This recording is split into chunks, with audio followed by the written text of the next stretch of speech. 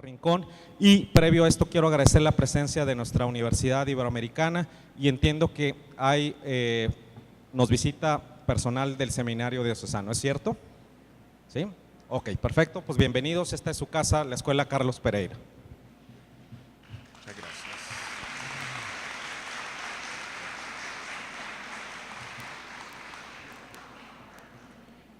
Bueno, muy buenos días a todos y a todas. Buenos días. Bueno, es que el efecto del sueño todavía puede estar haciendo estragos.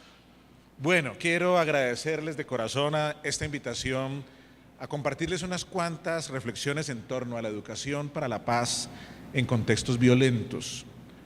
Como ya saben, provengo de ese país hermano y amigo de ustedes que es Colombia, un país que como el de ustedes tiene mucha gente buena, gente trabajadora en su mayoría, pero que desafortunadamente ha nacido, crecido y muerto azotada durante toda su historia, la historia de su vida, por esa violencia de las guerras y el conflicto armado, generado obviamente por unas pocas personas, proporcionalmente hablando. Y cuando digo que en toda su historia, no exagero.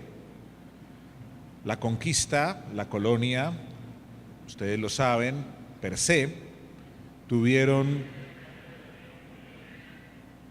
múltiples eventos violentos propios de la dominación. La independencia, aunque manifiestamente ordenada a liberarnos de ese colonialismo ibérico, implicó el ejercicio de la fuerza mediante la guerra. Y esa nueva etapa libertaria desembocó en luchas intestinas por el poder que se extendieron hasta los albores del pasado siglo XX. Ya en la época republicana, también en su primera parte, se estuvo signados por las confrontaciones de los partidos políticos, más adelante por la lucha guerrillera en muy diversas facciones, después por la contrarrespuesta que hemos denominado allí paramilitar, enseguida, la guerrillera y la paramilitar, las dos viciadas por ese poder corruptor del narcotráfico, y finalmente por las bandas criminales, que son las que ahora hacen su agosto en nuestra patria. Entonces voy a hablarles no desde los conceptos y la teoría, sino fundamentalmente desde la experiencia como ciudadano, como educador y como pastor, que ha estado haciendo parte de mesas de diálogo por la paz, como comité, como miembro del comité que tenemos allá en la Compañía de Jesús, comité ejecutivo del programa Por la Paz, y que un programa que promovió por muchos años con fuerza, por lo menos durante 2 décadas, este asunto. Porque el asunto que nos ocupa precisamente alude a cómo educar para la paz en medio de contextos violentos. Ustedes lamentablemente están viviendo lo que nosotros hemos vivido, de modo que hay que estar alertas a futuro. Estoy pensando en el futuro, porque vamos a tener una generación perdida, y no exagero, de modo que ustedes no se condenen a repetir tan dolorosa esa historia como la que hemos vivido nosotros.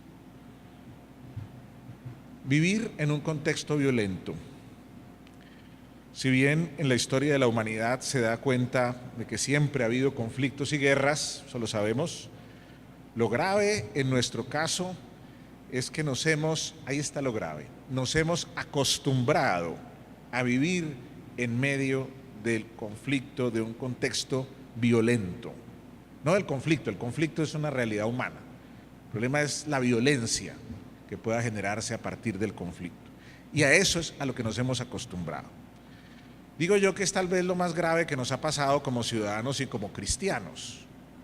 Nos hemos vuelto insensibles porque de tanto acontecer ese asunto, pues ya uno se va insensibilizando. Nos hemos vuelto insensibles ante tanta sangre derramada, tantas lágrimas, tantas víctimas, tanto dolor. Ya no nos extraña que los titulares de los periódicos o las noticias en la radio o la televisión hablen a diario de muertes violentas. Más bien nos extrañamos el día que no se registren. Y en ese sentido, alguien decía que nos hemos ido volviendo vampiros draculescos, sedientos de sangre. Otros más refinados dicen que somos una sociedad necrófila. Es difícil encontrar familias en mi país que no hayan sufrido de alguna manera los rigores de la guerra y de la violencia. Hemos llegado hace unos años a la escandalosa cifra de 35.000 muertos al año. Pero sorpréndanse, la violencia de la guerra no es la que cobra más víctimas en Colombia. Hay otras violencias que no corresponden a la de la confrontación armada. Me refiero a las violencias que se dan por la inseguridad y la delincuencia común, a la violencia intrafamiliar, que parece generar más heridas que las de la guerra, y a las violencias sutiles, la de todos los días, las producidas en la convivencia, que no llegan a mayúsculas situaciones, pero que nos muestran cuán intolerantes somos, cuán agresivos. Se ha generado un contexto violento y a él nos hemos acostumbrado. Se mata por robar un teléfono móvil, un teléfono celular. Se mata por despojar a un transeúnte en la calle para robarle unas cuantas monedas.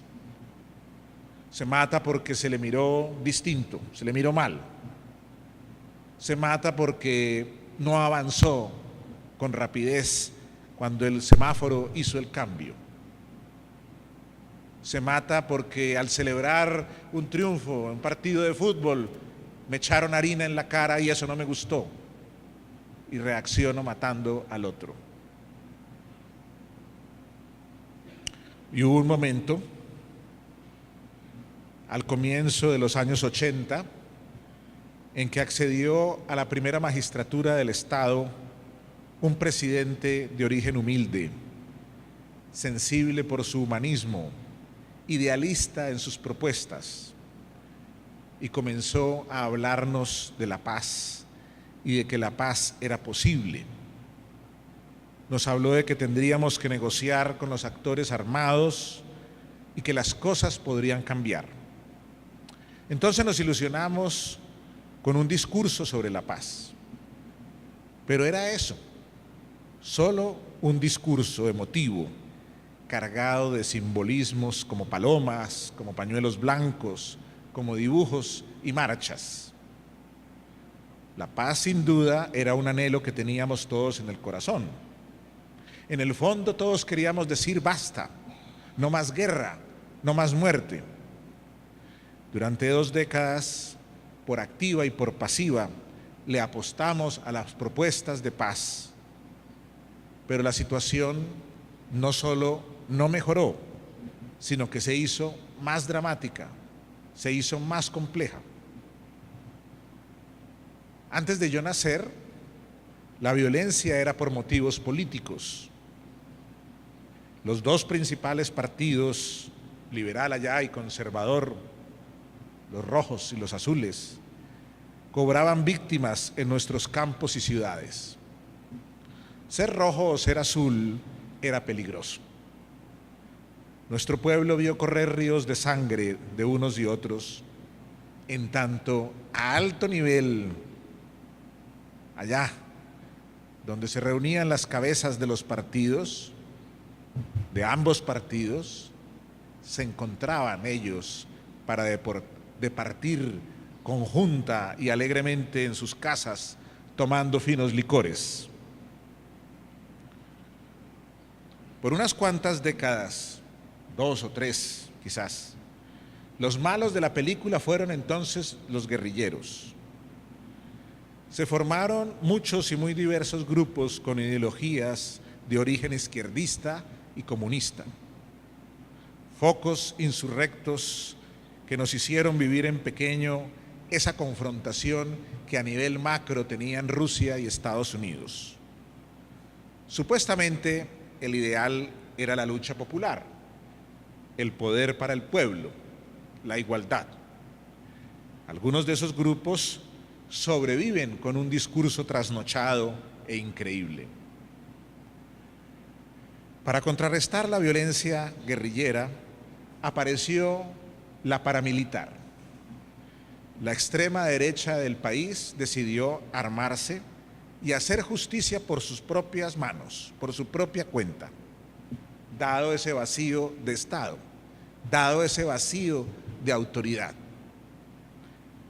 El remedio resultó peor que la enfermedad, podrán imaginar, y no curó al país de sus males. Y como siempre, fue el pueblo el que puso los muertos. En una misma familia podían tenerse un hijo guerrillero, un hijo que estaba prestando su servicio militar y otro que se había enrolado en las filas paramilitares. Algunos lo hicieron por vocación, otros por reclutamiento obligado. Las autodefensas, como dieron en llamarse, han sido nefastas. Desde el alto gobierno, desde los estamentos de poder, se les vio con simpatía y hasta con esperanza. Había que limpiar al país de los malandros, pero quienes así lo consideraron no midieron las consecuencias de sus actos y utilizaron los medios más abyectos para lograr sus propósitos. Hoy están en el ojo del huracán. Y en medio de ese conflicto de unos y otros, hizo su incursión el poder corruptor del narcotráfico. Atención, un mal absolutamente perverso que fue capaz de dañar el corazón de todos, de todos. Guerrilla y paramilitares encontraron allí una poderosa fuente de financiación. Todos los estamentos civiles, militares e incluso eclesiásticos del país sucumbieron ante la tentación del dinero fácil. Unos y otros, otrora radicalmente enemigos, ahora resultaron amigos porque tenían algo en común: ser títeres de los capos. Y vino otro presidente con un discurso de mano fuerte y corazón grande, pero a la postre resultó peor que todos sus predecesores juntos. No ha podido ser mayor la decepción. Presidente que en su primera presidencia lo hizo muy bien. Todos miramos con ilusión su mandato, pero en la segunda sucumbió ante la corrupción. En estos momentos, día tras día, se destapan escándalos durante su gestión que nos dejan estupefactos. La corrupción, la dañina corrupción, ha campeado por doquier y ha sembrado miseria a su alrededor.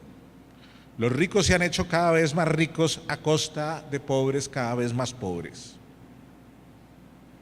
Tiende a desaparecer la clase media. Por varios años, después de Haití, fuimos en el continente americano el segundo país más inequitativo. Esa es otra violencia que agrede, que ofende y que cobra también sus víctimas. Guerrilleros y paramilitares han negociado la paz con el Estado, pero este se ha mostrado incapaz de reinsertarlos en la sociedad y de ofrecerles alternativas válidas para trabajar y para vivir dignamente. Entonces han vuelto a sus viejas prácticas, pero ahora conforman las BACRIM, bandas criminales, de sicarios y de asesinos, delincuentes, desmovilizados que no tienen una causa como la tenían los otros grupos de derecha o de izquierda por la cual dar la vida. En la actual coyuntura, acabamos de tener nuestras elecciones presidenciales, los dos candidatos más fuertes representaban la polarización tan grande que vivimos. Hay unos que quieren la guerra y que la guerra siga, porque ven que el enemigo es la guerrilla, que es el peor de todos los males. Y otros, los que apuestan por la paz y por los diálogos que se están adelantando en este momento en La Habana. Por suerte, ha ganado el sueño de la paz y esperamos que no fracase. Sin embargo, ha ganado por un margen no muy grande y eso muestra que el país seguirá dividido. Excúsenme por dedicar un rato tan largo de esta intervención a hablar de mi país, pero lo hago conscientemente. Es nuestro contexto y es un contexto violento. Y uno tiene que aprender de los otros, precisamente para no repetir la historia. Lejos de nosotros querer que ustedes vivan algo similar o que poco a poco avancen en dirección hacia el despeñadero. La lección de México es dolorosa en ese sentido. Ustedes están viviendo ahora lo que nosotros vivimos hace 20 años con la guerra del narcotráfico. Por eso digo yo que quien no conoce la historia está condenado a repetirla. Y eso es sobre lo cual yo quisiera advertir aquí esta mañana a ustedes, mis queridos educadores, colegas. Entonces, hablar de esto es hablar mucho más que un discurso emotivo. Como lo han podido escuchar, el contexto violento que vivimos no es nada fácil. No estoy hablando de una película de acción, no es ciencia ficción, no es una historieta o un cuento, es lo que pasa aquí, cerca de aquí. Y como ven, el espectro es complejo. No se soluciona con placebos o con paliativos. Hay que ir al fondo, hay que ir al meollo de la cuestión. Y aprender la lección en carne ajena es una buena oportunidad que nos da la vida y que no hay que desaprovechar. Se han hecho muchos estudios sobre nuestra situación. La naturaleza del colombiano, óyeme, es tan distinta de la del venezolano, del argentino o del mexicano. Estamos condenados a ser una nación marcada por la violencia. ¿Qué nos ha llevado a estar donde estamos? Un país de contrastes tan radicales, tan ricos, porque Colombia es un país muy rico, pero tan pobres, tan mal repartida esa riqueza y por eso tan inequitativos, tan acogedores, porque ustedes van a Colombia y se van a sentir acogidos, como me acogen ustedes acá, con un cariño, con un afecto. Así somos los colombianos también. Por eso quizás colombianos y mexicanos nos entendemos tanto. Somos muy parecidos en muchas cosas. Tan acogedores, pero tan violentos. Tan cultos en la teoría, pero tan estúpidos en el proceder. Tan creyentes, es un país muy católico, Colombia, pero tan ateos en la práctica. En más de una oportunidad nos hemos cuestionado como escuela católica al respecto. Pues un porcentaje significativo de la clase dirigente, creo que pasa lo mismo por acá, se ha formado en nuestras aulas, así como también muchos de los líderes de todos estos grupos en contienda son nuestros exalumnos. Les puedo contar historias sobre eso. Yo era novicio, por ejemplo, y en una Semana Santa fui a trabajar en un pueblo de un estado que queda al norte del país, un departamento, Córdoba, una región llena de guerrilla, y efectivamente en plena Semana Santa, un Viernes Santo, la guerrilla, uno de los grupos guerrilleros se tomó el pueblo. Yo era un muchacho de 18 años y estaba al frente del templo dirigiendo todas las ceremonias de Semana Santa. Me dio terror cuando dijeron se tomó el pueblo la guerrilla. Y efectivamente el comandante guerrillero vino a buscarme. ¿Dónde está el cura? Yo dije, aquí me van a fusilar. Padre, vamos a hablar. Yo le dije, no, yo no soy padre, yo soy seminarista todavía, yo estoy estudiando. Ajá, bien. ¿Y usted dónde estudia? En Medellín. Ah, qué bien. ¿Cuál seminario? Soy jesuita. ¿Jesuita? ¡Oh! Yo soy exalumno del Colegio San Ignacio.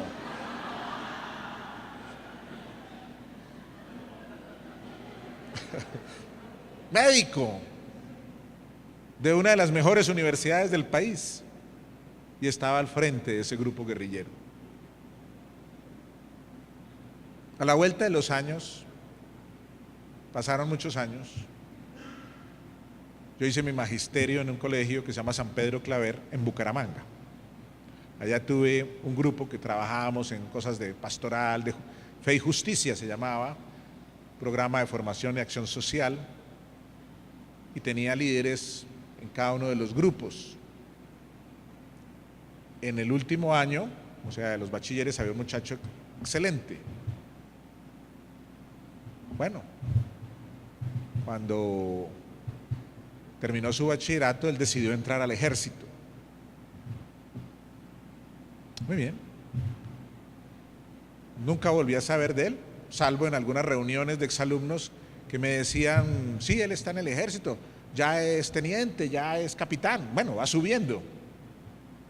Cuando un día, qué dolor, me entero por la prensa que el tal capitán Carlos Acosta ha sido detenido por verse involucrado con grupos paramilitares en no sé qué masacre que hubo en una de nuestras veredas.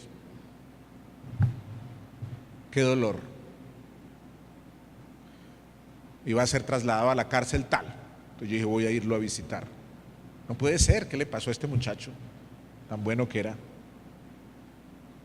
Y el día que tomé la decisión de irlo a visitar, sale el artículo de la prensa. Se fugó el capitán Acosta y se desapareció. ¿A dónde fue a parar? Pero se fugó, qué mala cosa. Peor. Ahora un fugitivo. Pasaron los meses, cuando de pronto en un noticiero de televisión aparecen entrevistándolo. Los periodistas de una cadena de televisión, entrevistándolo por allá en Los Montes, se había vuelto un jefe paramilitar.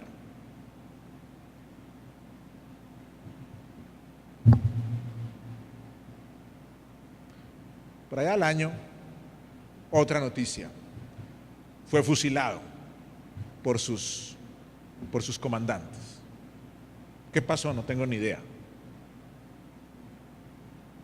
Pero es para decir que eso nos toca de cerca. Eso no es de las películas allá.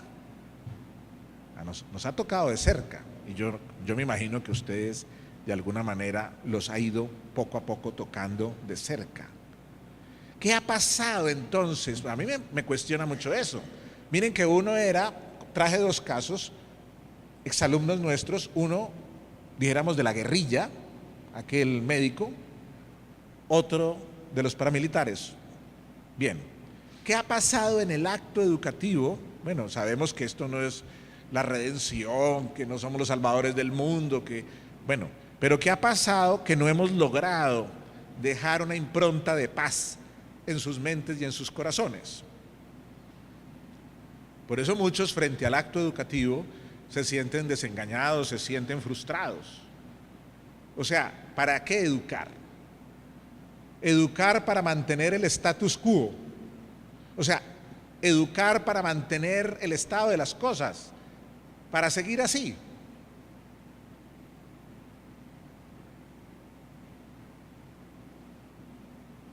No quiero meterme en asuntos internos, por supuesto, de ustedes, pero uno escucha, ¿no?, de lo que ustedes sufren también en ese sentido a nivel político, con los grandes partidos, con el PRI, con el PAN, y lo que ha habido de tradición en ese sentido. 70 años el uno en el poder, vienen 12 otros y no, como que no cambian las cosas, vuelven, bueno, todo ese vaivén al que nos vemos sometidos en todos estos países. Yo no voy a intentar dar respuesta a tan tamañas inquietudes, pero me lanzo a ofrecer algunas hipótesis que sí quisiera que reflexionáramos. A mí me parece que a veces hemos pecado por enfatizar lo individual sobre lo comunitario. Esta mañana en el desayuno me decía mi compañero Roberto, a propósito de las cuestiones pastorales, que la gente dice, Jesús sí, o Dios sí, iglesia no. O sea, mi fe es una cuestión personal, individual.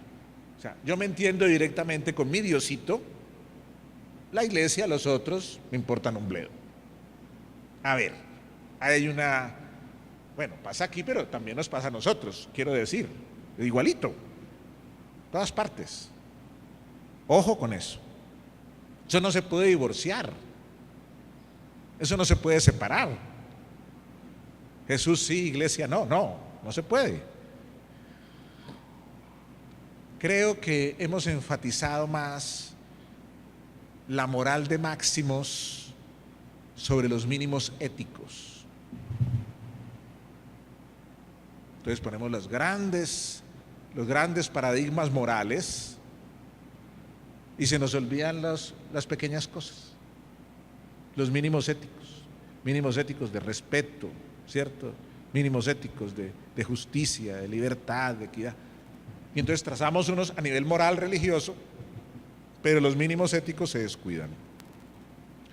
A veces promovemos la competencia malsana, y ese es un riesgo. A propósito del Magis que hablábamos el primer día, el riesgo es que entonces, por querer ser excelentes, por querer ser los mejores, competimos malsanamente para ser los primeros y ganar, así tengamos que pasar por encima de los otros. Y de eso no se trata. No se trata. Un Magis mal entendido nos lleva a eso. Y no se trata de eso. Nosotros llamamos el ser vivo, el ser avispado, el estar muy atento, ser muy pilas. Un muchacho que es vivo y avispado es más provechoso a veces que respetar el orden y la disciplina. Entonces, avispado, y se le aplaude y se le felicita al que salta la fila, al que es capaz de hacer trampa en un examen sin que se dé cuenta el profesor. Esas son las conductas antiéticas que, si no se les pone coto a tiempo, eso va generando un caldo de cultivo que más adelante, por eso estos señores son los grandes corruptos. Comenzaron haciendo las pequeñas trampas, los pequeños robitos. Y uno a veces como educador mira complacido. Ay, el niño, ay, tan terrible, ¿no? Gravísimo. Porque dejamos pasar, ayer hablábamos del laissez-fairismo y del permisivismo, de dejar pasar a veces ciertas cosas porque, ay, no vamos a ser tan duros, no seamos tan exigentes, no nos pongamos tan dramáticos, no hagamos tanta tragedia, dicen algunos, a veces alcahueteados por sus papás.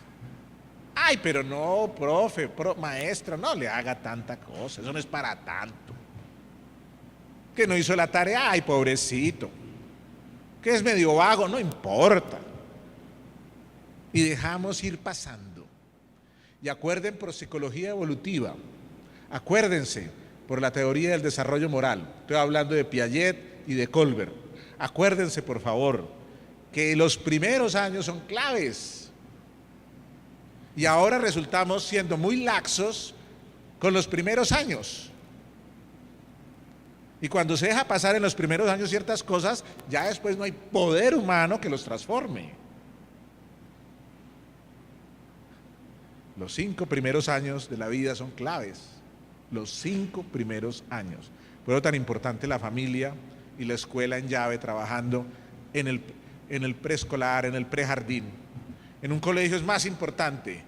En toda esta propuesta educativa del continuo que tenemos acá, más importante ya que el postdoctorado en el Pereira, más importante es el prejardín del Pereira, de la Ibero, perdón, allá, es el prejardín. Sí, esos niñitos, ay, pero esos no son tan complicados, eso es facilito. ¿Facilito? Esa es la educación estratégica clave, ahí, lo que no se siembre, ahí, ya después no es tan fácil. Hemos quizás enfatizado más la heteronomía que la autonomía. Nos encanta que nos digan qué hay que hacer. Ser borreguitos que, bueno, que otro nos mande, que otro nos diga. ¿Dónde está la autonomía? ¿Dónde esa autenticidad de la que hablábamos ayer? ¿Dónde esa identidad que hay que ir ganando? Hemos enfatizado entonces la dependencia sobre la libertad auténtica. Y por eso nos manipulan tanto, nos manejan tanto. Los mismos medios de comunicación, con sus comerciales, con sus propagandas, nos dicen qué es lo que tenemos que vestir, qué es lo que nos hace felices, echándonos esta crema, este perfume, vistiendo esta camisa, poniéndonos estos zapatos, usando tal auto. Eso es lo que realiza y es feliz. Y nosotros llevados de la nariguera, ingenuamente. ¿Dónde está nuestra capacidad de decisión? Hemos enfatizado el pensar, el creer que quien es pobre es porque es perezoso. Y quizás eso no sea tan exacto. Quizás no sea tan cierto. En admirar a otros como líderes, dudando de nuestras propias capacidades. Y yo soy uno de los que cree que todos tenemos en potencia en la capacidad de ser líderes. Líderes no solamente el que se pasa aquí y habla al frente y habla bien y elocuentemente. Ustedes allá, todos, se los dije, ustedes son líderes. Son líderes. Enfatizamos entonces esa esquizofrenia que divide fe y vida. Una cosa, decíamos, es mi fe, mi religiosidad, ¿verdad? Y otra cosa es la vida. Eso es equívoco, erróneo, propia de tener una imagen de un Dios ritualista, de un Dios que solamente está en el templo, en el sagrario, allí en los lugares sacros, en las personas sagradas. Ya Mircea Eliade trabajó sobre eso bastante en el asunto. Pero es grave por hacer el divorcio, por hacer esa esquizofrenia entre fe y vida. Son dos cosas completamente conexas. Ahora más adelante vamos a hablar sobre la espiritualidad ignaciana, que precisamente es una espiritualidad de lo cotidiano. Es para vivirla todos los días, a toda hora. Eso no es que yo rezo a las 6 de la mañana y a partir de las 7 soy un ateíto. No. Y ya lo dije, a Jesucristo desconectado de la iglesia. Eso es inaceptable. Y cada vez se ha ido generalizando más. Yo, Jesucristo, sí. Curas e iglesia, no. No, señor, usted es iglesia. Usted es parte del cuerpo de Cristo. Una oreja no puede decirle al cuerpo, no lo necesito. ¿O han visto orejas caminando por ahí? Narices, hígados, sueltos. Hacen parte del sistema y están articulados al sistema. Bueno, he propuesto aquí un listado de hipótesis, podrían ser muchas más. El hecho es que los resultados están a la vista, los desafíos para superarlos se imponen frente a esas generaciones que ahora se educan con nosotros. Queda claro que el asunto de su educación, de esa educación en valores, de esa educación para superar estas dicotomías, no está en discursos románticos, idealistas. La paz no resulta de la noche a la mañana como un fruto jugoso que hay que comerse. Toma su tiempo para madurar y para crecer. Y hay que construirla poco a poco. Por eso la paz, en ese sentido, es un don de Dios, pero a la vez es tarea. No es la invitación a la pasividad, al pacifismo acomodado. Por eso Jesucristo muy claramente dijo: les traigo la paz, pero no es como la que da el mundo. No es la paz de los sepulcros. No, la paz nuestra supone valentía, supone constancia, tenacidad. Por supuesto, jamás es cobardía, siempre es lucha. La paz de Cristo no es como la da el mundo, es una paz en medio del conflicto, de las dificultades, y es una paz que supone sacrificios. Por eso la paz que queremos educar, y gracias por tener este tema, hubo hasta la sugerencia de suprimirlo y me daba mucho pesar que no habláramos de esto, que me parece que ustedes lo que están viviendo es muy importante. La paz que queremos educar es contextualizada, encarnada en la realidad. No se puede hablar de paz mientras no exista justicia. Justicia, equidad. Ese es el presupuesto. Y eso lo dijo Pablo VI, que se inventó las jornadas anuales mundiales por la paz, los 1 de enero. Él lo decía en una de ellas: si quieres la paz, trabaja por la justicia. Eso no es un fruto automático, eso hay que irlo trabajando. Entonces, educar para la paz es un proceso que debe estar presente en todo nuestro currículo. Y decíamos ayer de currículo, todo lo que intencionalmente educa en razón de una propuesta, de un proyecto educativo. Y entonces debe hacerse transversalmente, no como un área, no como una asignatura, como una materia, sino como ese eje transversal, continuo, procesual, permanente, que va permeando todas las dimensiones de nuestra formación integral. Y vuelvo y repito, lo ético, lo cognitivo, lo espiritual, lo afectivo, lo corporal, lo sociopolítico, lo estético, lo comunicativo, todo eso que trabajamos en nuestros colegios y universidades. Entonces, educar para la paz, y sigue este capítulo, implica comprometer a la familia y la escuela, los dos. Y voy a traer aquí unos cuantos ítems, y ya es el final de la conferencia, unos cuantos ítems que podríamos trabajar. Propuestas. Entonces, así las cosas, esta tarea compete no solo a la escuela, compete también a la familia y a la sociedad toda. Mas como en nuestras manos solo está la escuela y un poquito poder incidir en la familia, hago por ello énfasis en estas dos instituciones claves por lo nucleares en esa formación de hombres y mujeres de bien en la sociedad. ¿Uno qué es sino producto de su familia? ¿Quiénes somos nosotros? Productos de lo que nos enseñaron nuestros papás, producto de la formación que recibimos en la escuela. Sí, la universidad dio cositas muy interesantes, datos, contenidos para la computadora de aquí. Pero ¿dónde nos formamos como seres humanos, como personas? En la familia y aquí en la escuela. ¿Qué es lo que debería fomentarse entonces desde la familia y de la escuela? Aquí vienen los punticos. No son recetas, por favor no lo tomen recetario. Son sugerencias.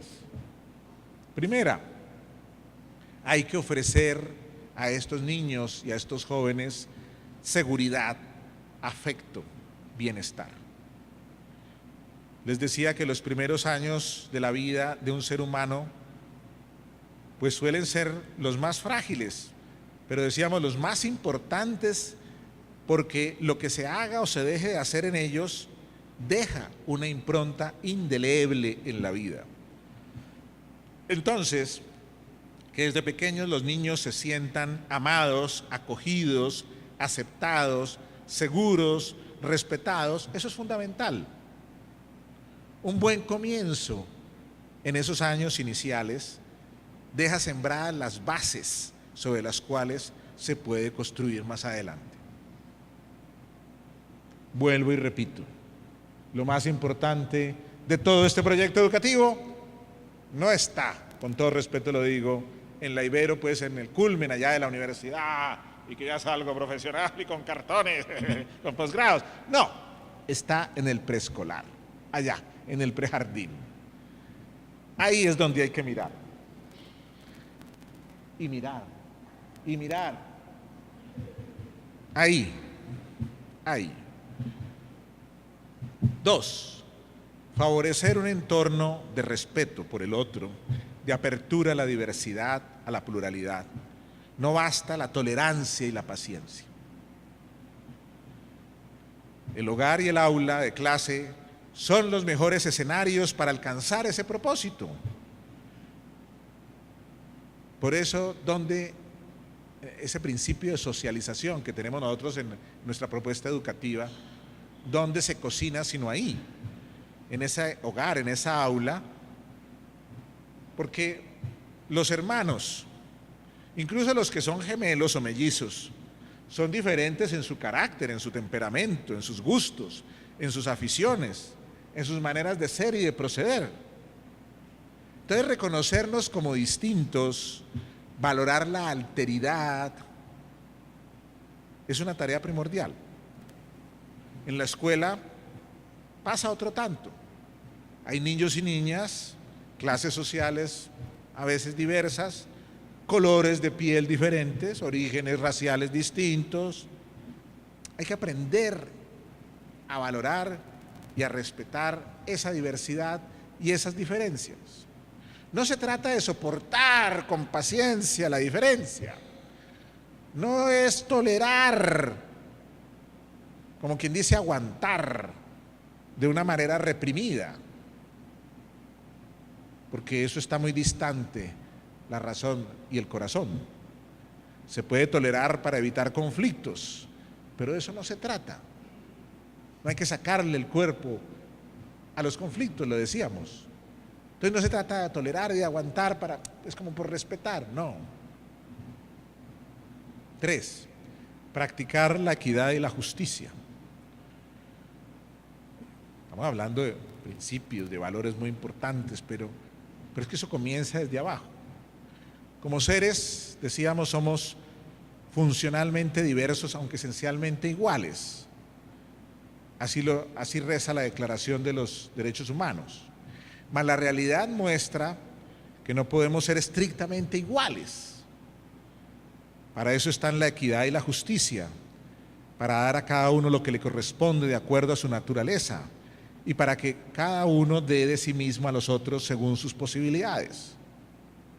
Lo que sí es claro es que este mundo fue hecho para todos y para que todos lo usufructuemos. Lo que duele es que unos pocos, y ahí está el asunto, unos pocos quieran abarcarlo todo, tenerlo todo, y que las grandes mayorías no tengan prácticamente nada. Ojo que eso desde la escuela también se va viendo. Duele igualmente que se pretenda a todos medir por el mismo rasero, como si fuésemos clones. Y si algo ustedes tienen práctica es en saber que esos 25 niños que tienen o 30 jóvenes que están en un aula son bien distintos todos. Y por eso yo me inclino reverente siempre ante ustedes, porque a paciencia que deben tener, ¿no? Todos los días.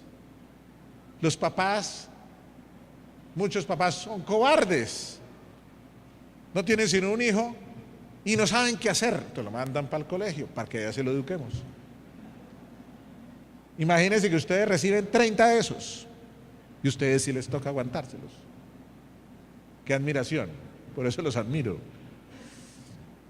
Bueno, formar en ética y valores, otro punto. Hoy cacareamos mucho ese asunto en educación, ¿no? Hasta convertirlo en un lugar común, algo ya muy manido.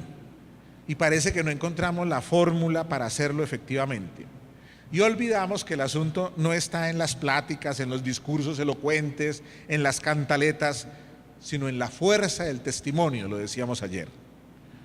Son los valores vividos, más que los proclamados, los que calan en nuestra vida y nos dejan huella. La ética propone inicialmente unos mínimos para convivir como seres humanos. Los valores están puestos allí para ser tomados, para ser internalizados y asumidos en la vida cotidiana.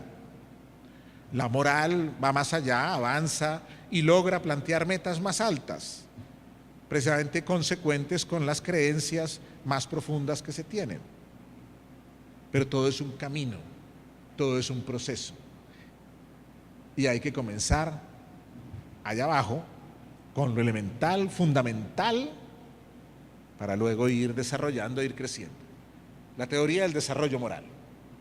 No la dejemos de lado. Colbert tenía mucha razón en eso. Es que yo no entiendo a los papás, excúsenme, hago un excursus aquí. Yo no entiendo a los papás que al niñito de 3 años, de 4 años, ya le están haciendo discernimiento. ¿Tú qué quieres?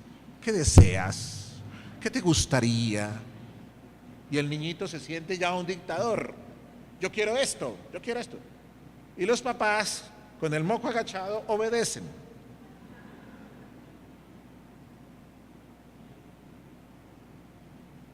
No, se pasa de la heteronomía a la autonomía. Y en los primeros años hay que tener una figura de autoridad clara y bien definida. Hay que decir las cosas. Usted se pone esto, se viste aquello, come de tal cosa que no le gusta. Sí, señor. Pero no, es al revés. Entonces los papás por eso se les dicen que se les salen las manos de los hijos de las manos, perdón, se les salen los hijos de las manos, porque cuando ya están grandecitos, entonces ya no les obedecen, ya no les hacen caso. Y entonces vienen desesperados a donde el padre rector, a que el padre rector diga qué es lo que tiene que hacer. Entonces me llamaban mamás: padre, por favor, dígale a ese muchacho que se quite el arete. Yo no voy a perder la popularidad, señora. Eso le toca a usted. Usted es la mamá. Usted es la que tiene que decirle. ¿Por qué tengo que decirle yo? Que se corte el pelo, que se arregle esto. Eso le toca a usted. No lo hizo a tiempo. Lo siento. Pero no me traiga ese problema a mí. No olvidemos eso. Eso es sabiduría acumulada. Y nos olvidamos de eso. No, en los primeros años hay que marcar pautas y ser muy exigentes. Esas son las pautas de conducta, las pautas de crianza, que se llaman. Y eso se lo aprende uno desde chiquito. Hay que cepillarse los dientes, hay que coger los cubiertos para comer, hay que hacer tal cosa, hay que hacer tal otra. Bueno, pero entonces, eso viene de arriba así. Ay, es que lo van a traumatizar. Entonces todos nosotros somos una partida de traumatizados. Pues hay que saberlo hacer, por supuesto. Yo no estoy invitando allí a la violencia ni al castigo, pero sí a que haya autoridad. Porque es que la autoridad después, si no se tiene ahí, ¿cuándo? Lo he visto en las familias. Imagínense ya yo, 30 años, ya viejo en esta vaina. he visto, porque me puse a ver los casos difíciles de los estudiantes, de dónde se originaban. Porque yo encontraba muchachos, ¿por qué no todos son vagos si están en la adolescencia? ¿Por qué no todos arman conflicto si están en una etapa crítica? Unos como muy tranquilos y otros muy alborotados. Académicamente unos muy bien y porque otros mal, pero si supone que todos son normalitos, todos deben pasar igual por la misma crisis. Por ejemplo, esa típica de la adolescencia, que se ha vuelto casi un mito donde decimos que esos son los peores años, los más difíciles, los más críticos. Y resulta que no todos son iguales. ¿Saben qué descubrí? Me puse a la tarea de ver caso por caso. Todos los casos problemas, tanto en lo académico como en lo disciplinario, tenían su origen en la familia. Había algún problema familiar. Ausencia de alguna de las figuras paterna o materna, falta de afecto, violencia intrafamiliar, algo había. Procesos de separación. Indefectiblemente, eso sí lo digo taxativamente porque lo comprobé, no es teoría, lo comprobé. Detrás de cada muchacho problema hay algún problema familiar. Miren y verán, escarben, indaguen. Entonces es clave eso allí, ¿verdad? Bueno, volvemos. Dialogar, otro punto.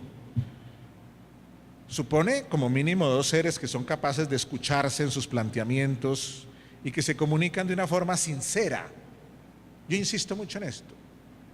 Hay que dialogar, hay que hablar, pero hay que hacerlo de forma sincera, directa, clara. Porque uno puede hablar con el otro y decirse mentiras. Hablarse con diplomacias. Hablarse con hipocresía y falsedad. Por eso la actitud dialógica, sobre la que ayer hablamos también, ayuda a crecer porque busca la verdad. También hablábamos de eso, la verdad. Se busca, es una búsqueda. ¿Quién tiene la verdad? Nadie. Por eso la buscamos entre todos. En un diálogo auténtico, cada uno tiene claro lo que quiere comunicar, pero está abierto para dejarse interpelar, para aprender, para construir. Si no existiese esa actitud, no podríamos hablar de diálogo. Otro punto, ser solidarios en todo momento. Miren que son cosas como muy elementales. Alguno dirá, ustedes, tanta laraca que hicieron con ese padre, y mire lo que nos viene a decir, lo que ya sabíamos. Bueno, entonces, ¿por qué no funcionan las cosas? Porque es que a veces nos parecen tan baladís, tan elementales, tan supuestamente conocidas, tan obvias, que no las ponemos en práctica. Y hay que ponerlas en práctica. Ser solidarios en todo momento, estaba diciendo. Lo que a los otros les sucede, a nosotros nos afecta irremediablemente. Y más con esa visión sistémica de cuerpo de la que estamos hablando. Imposible ser indiferentes ante lo que pasa a nuestro alrededor, que eso es lo que suele pasar. Ayer lo decía, colegios campanas de cristal aislados, o universidades aislados de la realidad, desconectados de la realidad. Una cosa viven aquí en el colegio, otra en su casa, otra en el club, o allá en la colonia donde viven. Imposible ser indiferentes ante lo que pasa a nuestro alrededor, imposible. O sea, si en el colegio, en la escuela Pereira, y en la Universidad de Ibero, y en el seminario, no se está aludiendo a la realidad, no es un referente la realidad, sea para orar por ella, para reflexionar sobre ella, para trabajar en ella, Entonces, ¿esto qué es? ¿La sucursal de Marte o de Júpiter? ¿Dónde andamos? Este mundo está interconectado sistémicamente, de modo que hay que alegrarse con el que se alegra, hay que congratularse con el que triunfa. Eso es tan necesario como condolerse con el que sufre o ser solidario con quien tiene necesidades. Esta debe ser la actitud. ¿Por qué la indiferencia nuestra, la que hablaba en el contexto? Porque no nos importaba. Ah, ¿te mataron el papá?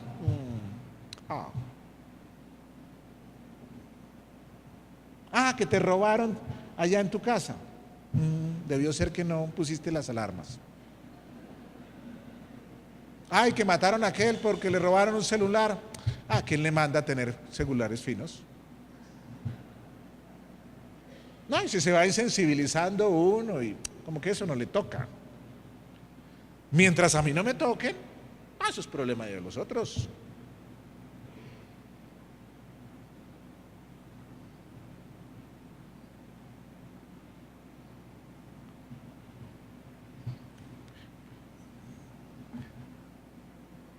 Hablar siempre con verdad y honestidad.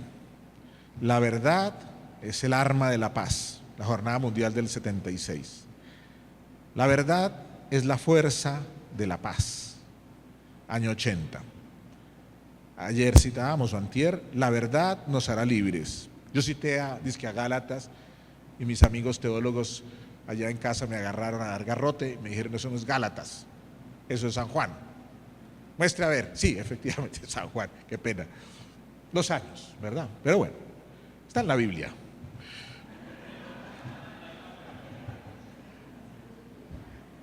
Desde la primera infancia y durante toda la vida hay que valorar, hay que promover y felicitar siempre el decir la verdad, cueste lo que cueste.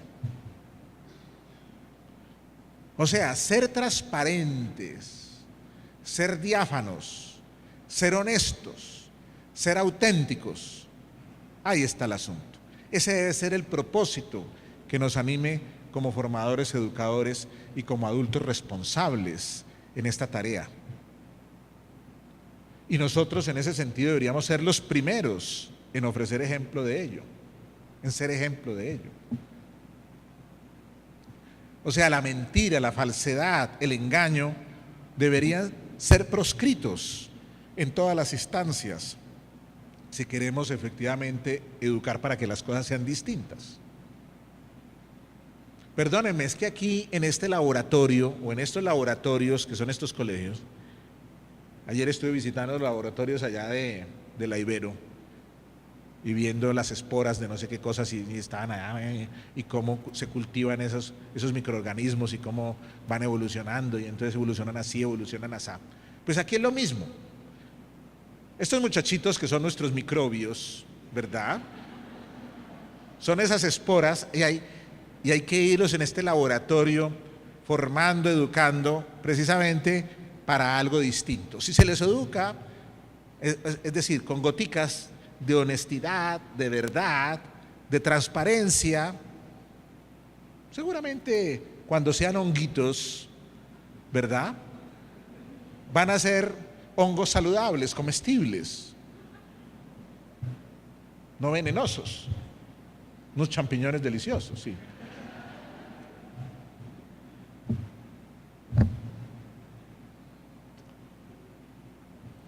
Otro. Poner en práctica la reconciliación y el perdón es expresión de la misericordia divina. La reconciliación es el camino hacia la paz. Jornada del año 75. Todos los conflictos en la convivencia humana son ineludibles. El que haya choques, el que haya problemas, el que haya dificultades, el que haya maneras de ver la vida de forma divergente, pues es apenas una realidad obvia en la convivencia humana. Pero el que las diferencias se conviertan en luchas apasionadas que conlleven fuertes disparidades, odios viscerales, es lo que habría que aprender a manejar oportunamente para evitar agresiones y heridas incurables. ¿Me explico? O sea, que seamos distintos, eso no es problema. Que tengamos perspectivas distintas, pues es lo más normal. ¿Qué estoy viendo allá? Un grupo de profesores. ¿Qué están viendo ustedes? Una pared. No vemos lo mismo, pero es la misma realidad, desde perspectivas distintas. Desde el hogar y la escuela, aprender a transformar y a solucionar los conflictos es apremiante. Eso no se puede dejar pasar. Es como lo que yo le digo a las parejas antes de presenciar su matrimonio. Yo, una de las cosas que les insisto es: no se acuesten peleados. Que ustedes tengan diferencias, pelearon porque el arroz se le quemó, porque la crema dental no la sabe agarrar por donde es, que son los conflictos familiares terribles a veces que se arman. ¿Sí? Una pareja se estaba separando porque el otro la destapaba con la cobija y la dejaba medio con bronquitis. Y entonces, por favor, pues cómprese una cobija más grande, hola. No peleen porque le quita la cobija, pues consígase usted su propia cobija. No, es que se arman unas traídas de unas cositas así. Por ahí comienza el problema. Entonces yo digo, oye, que haya diferencias, eso no es el problema. El problema es que hay que solucionarlas a tiempo. Sentimientos guardados son resentimientos. Por eso hay que aprenderlos a expresar, aprenderlos a decir en su momento. Hay que hablarlos, hay que solucionar ese conflicto antes de acostarse, si yo soy pareja, o antes de que el conflicto se me crezca más en el colegio, si son dos alumnos que viven tirándose de las mechas, ¿verdad? Desde el hogar y de la escuela, aprender a transformar y a solucionar los conflictos es apremiante. Hacer sentir la grandeza del perdón y de la reconciliación. Qué tan hermoso es eso, ¿verdad? Ustedes lo han vivido, lo han sentido. Cuando uno se equivocó, la embarró feísimo y lo perdonan. Sentirse perdonado, qué bonito. Cuán agradecido uno está de que lo perdonen cuando se ha equivocado. Y qué hermoso es ser generoso y perdonar. Qué alivio se siente, qué fresco. Exaltar la nobleza de quienes lo hacen. Hacer notar la interna satisfacción que produce volver al encuentro con el otro. Estoy pensando en Gandhi. Óyeme, esos señores como Gandhi, como Martin Luther King, no eran ni cristianos. Cristiano Luther King, pero no era ni cristiano ni católico Gandhi. Oye, y el Gandhi, con no violencia, sacó a los ingleses con el rabo entre las piernas de la India, sin disparar un solo tiro.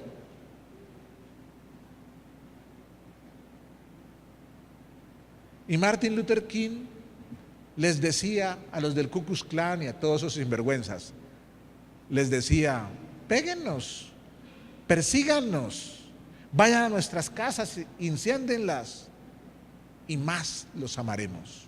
¿Qué? Más los amaremos. Perdón, que más los amaremos. Porque Jesucristo dijo: hay que amar al enemigo. Amar al enemigo, mamolá. Yo no soy capaz. Pues sí. O somos o no somos capaces de saber.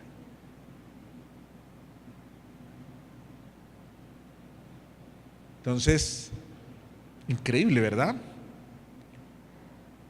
Hacerlo ayudará irreversiblemente a que nadie olvide que sí es posible entonces el perdón y la reconciliación, y que es más saludable hacerlo pronto, curar pronto la herida antes de que se guarden resentimientos eternos. Es que cuando no se solucionan las cosas a tiempo, pasa lo de la pareja aquella que se vivía aguantando las cosas, ¿no? Pasaban las cosas, pero como por no incomodar al otro, pues no le decía nada, porque es que, yo para qué le digo, es una bobada. Pero cuando explota el problema, como una olla de presión que explota, sale todo. Y tú, era una tarde del 4 de febrero, íbamos caminando por el puente, estaba haciendo sol y me dijiste tal cosa. Y el otro ni se acordaba, ni había caído en cuenta de que esa tarde del 4 de febrero, pasando un puente y una tarde de sol, le había dicho tal cosa. Y la otra se había guardado ese asunto allá y le había ulcerado el estómago seguramente, la carcomía, la rabia durante todo ese tiempo. No, las cosas hay que decirlas de una vez y se soluciona el asunto rapidito. Valorar a los débiles y a los que son minorías. En el año 89 la jornada fue sobre eso. Para construir la paz, respeta las minorías. En las familias y en el mismo entorno escolar se puede constatar que hay unos que son débiles. Siempre hay en todo grupo grupos de débiles, minorías, ¿no? Unos que son en razón de su edad, que son muy pequeñitos, otros porque la condición socioeconómica, no faltará el que está mal económicamente, otro porque no tiene las habilidades y las capacidades de los otros. Qué importante evidenciar que todos tenemos alguna fortaleza, que todos tenemos aspectos que son fuertes, pero que también todos tenemos grandes debilidades y que si queremos podemos complementarnos y ayudarnos los unos a los otros para salir adelante y juntos ser fuertes en todo. No se puede ser fuerte con los débiles aprovechándose de su condición, que es lo que la mayoría aprovecha. ¿Cuál es la debilidad esta para yo pasar por encima e imponerme? Reconocer que las minorías son importantes y que su voz hay que escucharla con atención porque también sobre ellos reposa parte de la verdad. Eso sería un sabio acierto. El Señor Jesús hizo una opción sin acepción de ellos, precisamente por su condición de perdedores de la historia. Otro punto. Hacer uso de la autonomía y de la libertad responsable.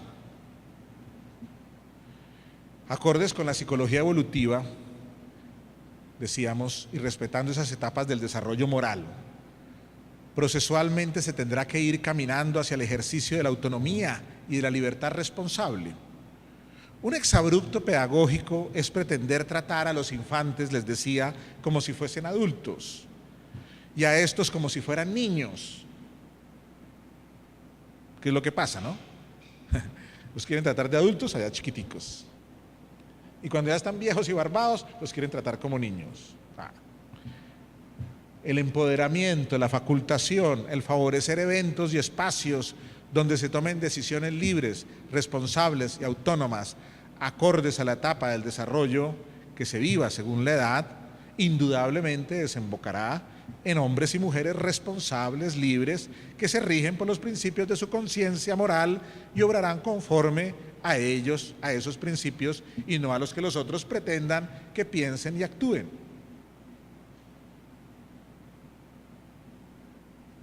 Yo ayer en la charla de marketing educativo les hablé de una experiencia como rector del Colegio San Ignacio en Medellín con los muchachos, donde los perdedores resultaron los ganadores. ¿Pueden entender eso? Que los perdedores resulten ganadores. Era una encuesta que había hecho, no voy a contar sobre qué, porque no me alargo y ya tenemos poco tiempo, pero hice una encuesta que quería saber que los muchachos votaran sobre una decisión en el colegio y 83% sacó la propuesta a favor, 13% dijeron que no, o sea en contra, y unos 3 o 4% que no respondieron. Pero cuando fuimos a ver los argumentos que daban los que habían dicho que no, todo el mundo cayó en cuenta del asunto y reflexionó de que esos que habían perdido tenían la razón. Al otro día volví a aplicar la encuesta y obviamente los que habían perdido resultaron ganando, porque sus argumentos habían sido válidos y eran importantes. Eso fue un ejercicio de dimensión sociopolítica muy interesante, donde en la práctica, se vivió esto. Dijéramos, fue una experiencia tan hermosa para mí como rector en ese momento, que por eso no la olvido, porque yo digo, bueno, los perdedores de la historia también pueden ganar en un momento dado cuando expresan sus razones y cuando convencen a los otros de que efectivamente tienen la verdad. Conocer, valorar y apropiarse de los derechos humanos, promover el cumplimiento de los deberes. Esto aquí es muy importante porque la Declaración Universal de los Derechos Humanos es mucho más que un documento histórico trascendental. Se trata de una carta de navegación que la humanidad tiene como referente para poder convivir civilizadamente respetando a sus congéneres, y fue fruto del consenso de las Naciones Unidas. Obviamente hay que conocerlos, hay que vivirlos, más que admirarlos. Pero ojo, aquí está el asunto, hasta ahí no he dicho nada. Esto es un lugar común lo que acabo de decir. Claro, a la par con la promoción de los derechos humanos, conviene hacer caer en cuenta que para un mejor convivir con otros hay que hacer, valorar y respetar también los deberes como ciudadanos, que también en este mundo tenemos. Siempre se apela a los derechos, pero casi nunca se apela a los deberes. Yo no sé aquí, pero en Colombia eso ha sido exacerbado. Exacerbado es que siempre nos hablan de derechos. Los derechos de los niños, los derechos de los jóvenes, los derechos de los ancianos, los derechos de los minusválidos. Todo el mundo tiene derechos. Y todo el mundo apela a esos derechos y hace cumplir su derecho. Pero uno va a ver los deberes, o sea, lo que le corresponde como ciudadano poner de su parte, a eso sí no. Ahí sí se hacen los de la vista gorda. Ahí sí se hacen los tontos. Ahí sí no es con nosotros.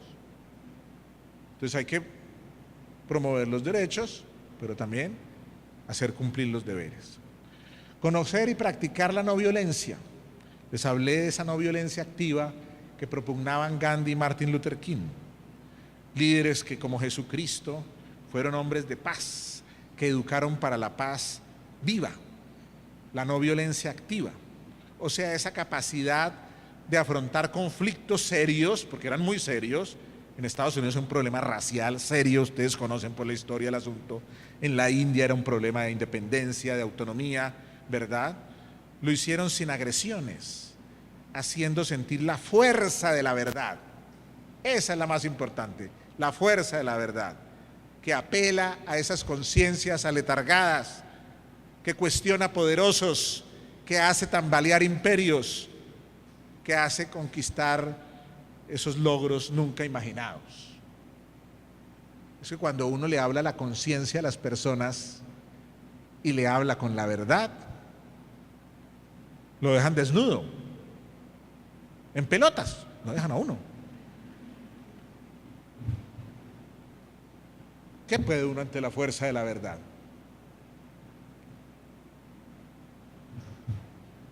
Que tú, tal cosa. Tremendo.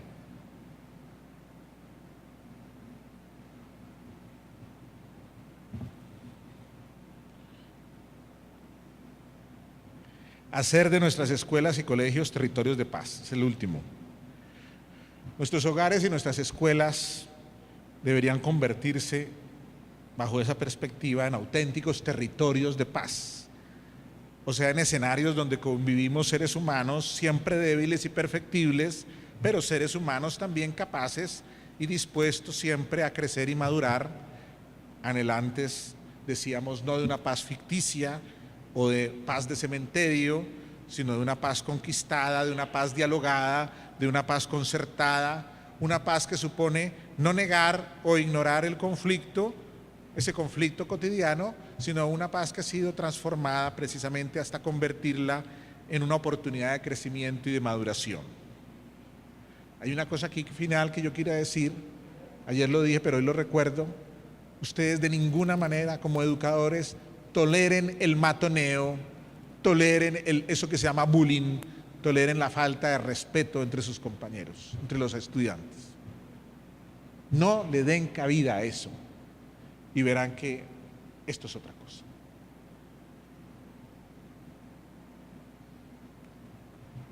Bien, se acabó el tiempo destinado a esta charla y apenas aquí dejé esbozados, si se quiere, insinuados como gruesas pinceladas, esos grandes temas que hay que estudiar y desarrollar a fondo en una educación para la paz. Sin embargo, sin querer pecar de simplistas, si me preguntaran en síntesis, ¿cómo hacemos para educar para la paz? Diría, la escuela católica, esa escuela de la cual nosotros hacemos parte, posee 6 ricos pilares que ayudarán a hacer efectiva una educación para la paz. Y ayer los mencioné como característicos de la escuela católica.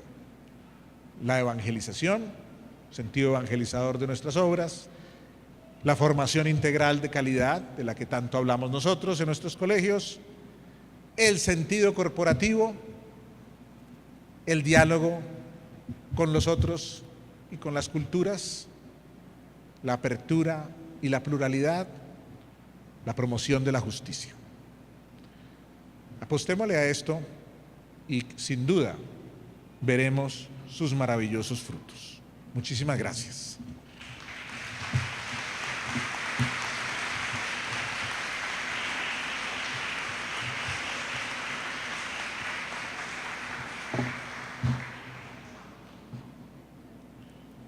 Muchas gracias.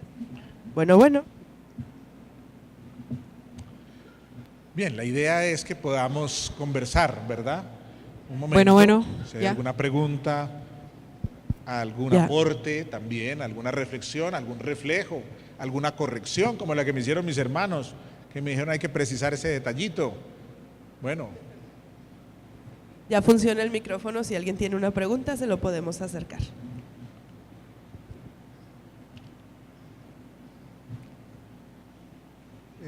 Ahorita decía que en la familia está la explicación de muchos comportamientos y hablaba de la teoría del desarrollo moral de Kohlberg. Se supone que la autonomía se logra cuando el desarrollo cognitivo de una persona llega a realizar ya operaciones abstractas, pero eso no depende de la familia, eso depende de la escuela. Si los transformamos en variables, es decir, desarrollo moral, desarrollo cognitivo, pues la X sería desarrollo cognitivo, ¿verdad? Y la Y sería desarrollo moral. Pero también podemos meter otra variable que sería la Z, que sería el desarrollo psicosocial, tomando en cuenta la teoría de Erikson. Entonces, cuando convergen para una edad de 15 años o para un estudiante de preparatoria, el joven debe ser ya capaz de elaborar hipótesis. Cuando es capaz de elaborar hipótesis, sería ya lograr la autonomía, pero a la vez lograría la identidad en términos de desarrollo psicosocial. Y un diálogo tiene como condición eso, tener identidad, porque yo no voy a entender al otro si no me conozco a mí mismo. Entonces, aquí la escuela, ¿cómo debe funcionar en términos de organización académico-administrativa? Porque, por ejemplo, en lo que está pasando ahorita en la SEP, se plantean muchas reformas, pero dentro de una estructura muy autoritaria, un entorno que no favorece que cualquier modelo educativo que se trate de instrumentar funcione. ya. Bien, muchas gracias por ese aporte. por esto que has dicho de Erickson, me parece supremamente importante, todo lo del desarrollo psicosocial. Bueno, y por hacer ese contexto previo para desembocar en el caso concreto de lo que puede pasar en una institución nuestra. Bueno, precisamente para eso son estas reflexiones y para eso estas jornadas, para que corporativamente, en conjunto, tomemos conciencia de todos estos aspectos y que no seamos, como dice San Ignacio en los ejercicios, sordos al llamado que se nos hace, porque para algo tendrán que servir estas jornadas y en algo tendrán que repercutir en nuestras instituciones, si es que realmente, inteligentemente las aprovechamos. Yo creo que eso que tú estás diciendo, pues es un motivo entonces de reflexión para ver cómo hacemos esos ajustes para que seamos coherentes también con todo ese marco teórico, con todo eso conceptual que está allí en el telón de fondo, pero que en la vida tiene que hacerse realidad, no solamente con nuestros estudiantes, ¿verdad?, sino entre nosotros mismos, como formadores de esos estudiantes, como actores protagónicos de esa formación y de esa educación que pretendemos ofrecer. De manera que me parece supremamente importante eso que has dicho como una invitación para esa reflexión institucional al respecto. Gracias. ¿Alguna otra pregunta?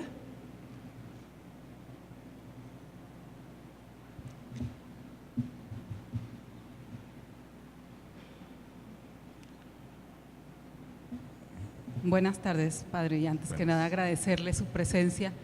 Hablaba en un principio y me llamó mucho la atención, me dolió como maestra, como madre de familia, cuando puntualizó que no exageraba al hablar de una generación perdida. Yo veo en los muchachos, en mis hijos, cierto desaliento y cierto limitación en los líderes que ellos admiran. ¿Qué tanto es salvable? No sé si hable de esa generación, no sé a qué se refería cuando hablaba de esa generación perdida por las situaciones que estamos viviendo. ¿Qué tanto es salvable? ¿Qué tanto podemos aportar con esos puntos que nos dio? Porque sí duele como mamá, como maestra, ver situaciones en los muchachos tan desalentadoras. Bien, gracias. Sí, de pronto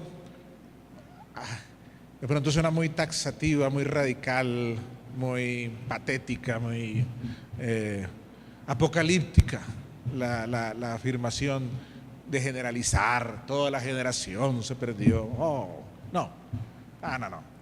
Ustedes me van a entender. Obviamente, pues es imposible que todos sean iguales y que todos se pierdan. En ese sentido, por eso decía yo, aquí hay un caldo de cultivo de algo distinto. Entonces, me refiero a un entorno complejo. Por ejemplo, estoy pensando en todo este entorno nuestro acá en Coahuila, en Torreón. Y estaba recordando en ese momento cuando dije esto, algunas historias que me han ido contando en estos días las personas con quienes comparto.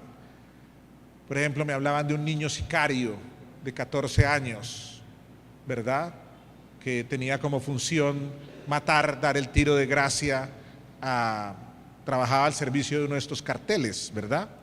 Bueno, entonces me hablaban del reclutamiento de gente joven para estas bandas criminales. Me hablaban de que no se puede ir al Cristo que tienen ustedes tan bello allí a un paso. No lo he podido ver ni lo voy a ver, me fui frustrado por eso. Pero me dicen, padre, es que no se puede subir porque aquello es violento, ahí están los malandros, ahí están barricadas de estos señores, y estos señores ya son unos abuelos, viejos, decrépitos. No, gente joven. Hay una generación perdida en ese sentido, dijéramos, de una generación de la vida fácil, del dinero fácil, de una generación que no tuvo papás, no tuvo mamás, no tuvo valores, no tuvo formación, no tuvo escuela, no tuvo exigencia y sucumbió ante todas estas realidades. A eso me refiero. Y puede ser más de una generación. Es que nosotros vivimos, allí les decía, hace 20 años, el problema del narcotráfico, que duró otros 20. Lo padecimos 20, hace 20 años supuestamente pasó, mentiras, ahí está, con sus devastadores efectos. Porque los que son ahora jóvenes son hijos de aquellos y crecieron con otros paradigmas, con otras maneras de ver las cosas. No hay que hacer dramatismos excesivos, pero lo que sí he querido es decir crudamente que hay que estar alertas, más bien, que hay que estar atentos. Entonces, no angustiarse porque tus hijos entonces son de esa generación, entonces ya están perdidos. No, porque simplemente no piensan igual que yo, porque tienen... No, pero como mamá yo creo que tienes una palabra importante que decir a esos muchachos, sin cantaletas y sin torturas mentales, pero sí decirles, mira, caigamos en cuenta de esto. Si tuvieron buenas bases, yo soy un convencido de eso, es que si tuvieron buenas bases, uno no tiene por qué angustiarse cómo van a ser los muchachos en el futuro. Así me lo dijo una vez un papá, porque estaba comiendo con ellos en la casa y de pronto la niña, que era de unos 15 años, se va de fiesta un viernes y ellos no dicen nada. Y les digo yo, ¿y ustedes no le dicen nada? No, padre, ustedes nos enseñaron ya cómo hay que educarlos. Yo creo en mi hija y ella nos va a defraudar. Ella no va a hacer locuras, no se va a emborrachar, no va a terminar acostándose por cualquier muchacho por ahí. No. Me callaron la boca, en el sentido de que si ha habido una buena formación en el hogar y ha habido esa colaboración en la escuela tan significativa, tan importante, porque la tiene en su momento dado una palabra y un influjo radical, pues claro que no hay que dudar, ¿verdad? El problema es que hay un vacío en la sociedad muy grande.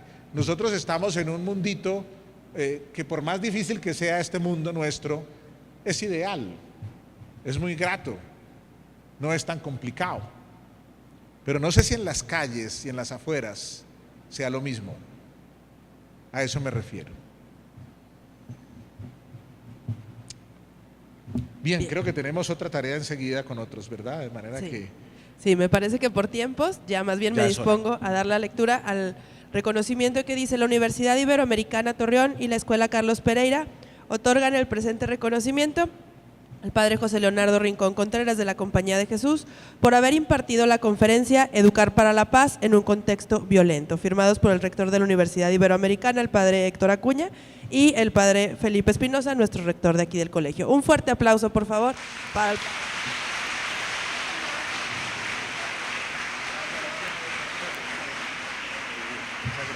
Muchas gracias.